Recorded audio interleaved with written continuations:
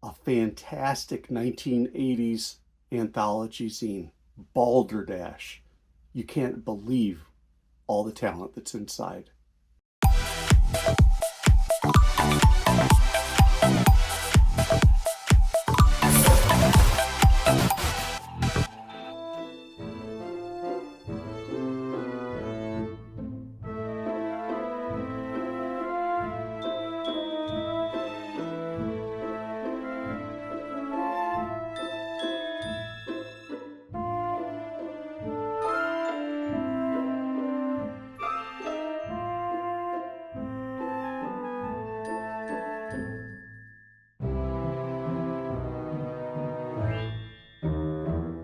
Hey everybody, it's FANzine Live. This is Tom, and we are looking at classic zines today. Balderdash by Chuckles Productions. That's Chuck Bunker out in the Boston area in Massachusetts. Chuck sent this to me. It is the massive throbbing first issue with Gimme, with the thrilling post-Watchmen logo of Balderdash. Why are we talking about post? I believe we are looking at 1987. We are looking at some 1987 stuff. So we are in the middle of Watchmen mania.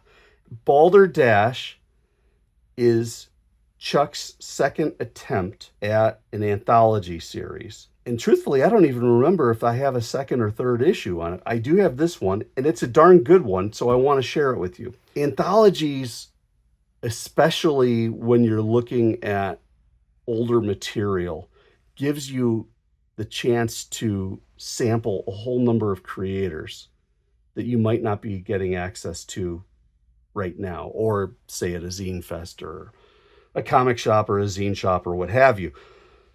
So if you get a chance to get an anthology, I always suggest picking them up, because you get to, it's like the buffet line of creative genius, and we've got a good one here.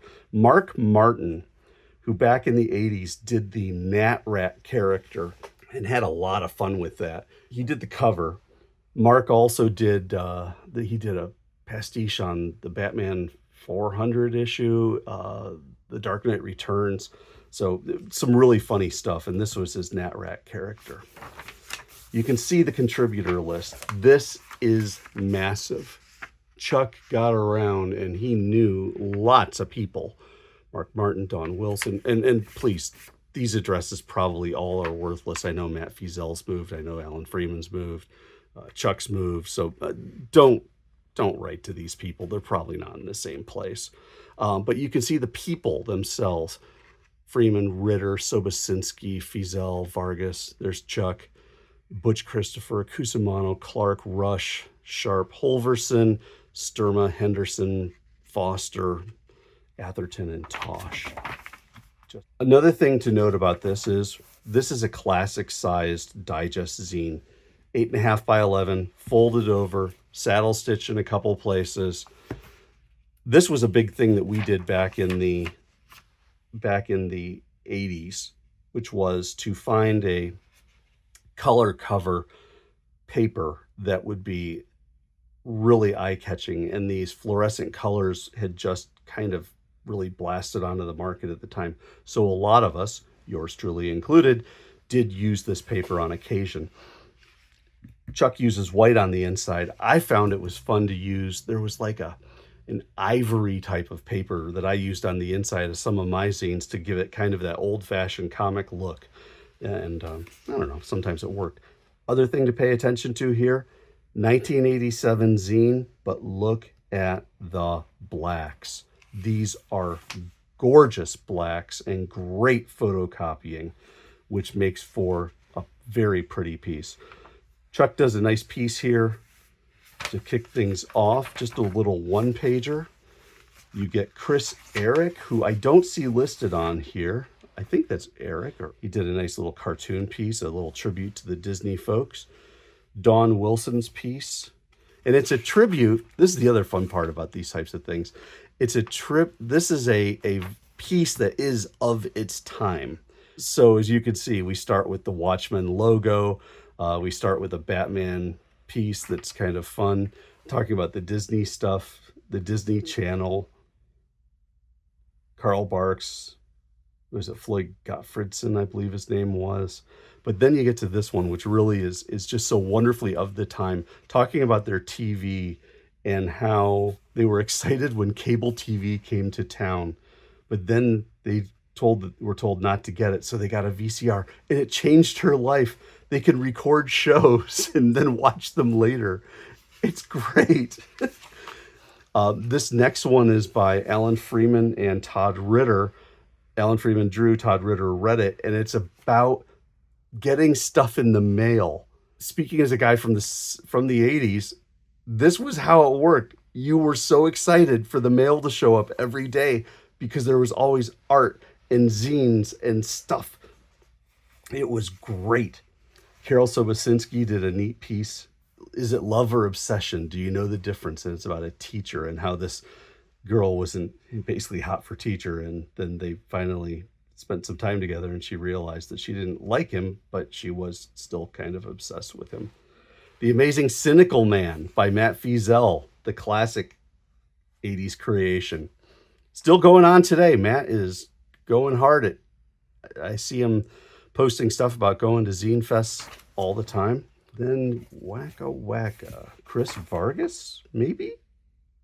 I don't see a name on that one, but Going to the Arcade, another fun 80s thing. Chuck did a neat little psychedelic Quaker Oats thing. Then you get to this one, and is this Butch Christopher? This is neat psychedelic art. This is like 60s, 70s style psychedelic art. I mean, almost a Peter Max type of look on these. Then Mick Cusimano from the Underground Surrealist Studios out in Boston. Mick was a great guy. He was a trip. I love doing stuff with him. Chuck offers some more. So Chuck, I love how he intersperses his work with others. Chuck is a wordy guy. I mean, he fits as much as he can into a page. His cartooning is so good, though, especially on stuff like this. You can see his character work is great. Line work is great. Throws in some Zipatone type work. Really sharp. Talking about the Neo Pro Indie Glut.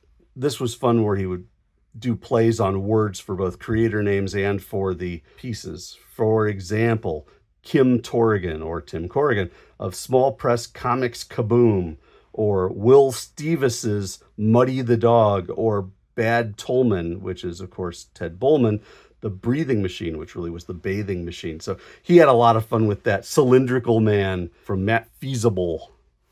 Then we go to Scientific American, and this is dedicated to Seeger, and this is by Bill Clark. So he did a nice tribute to E.C. Seeger. And again, for the 80s, these blacks are off the charts great.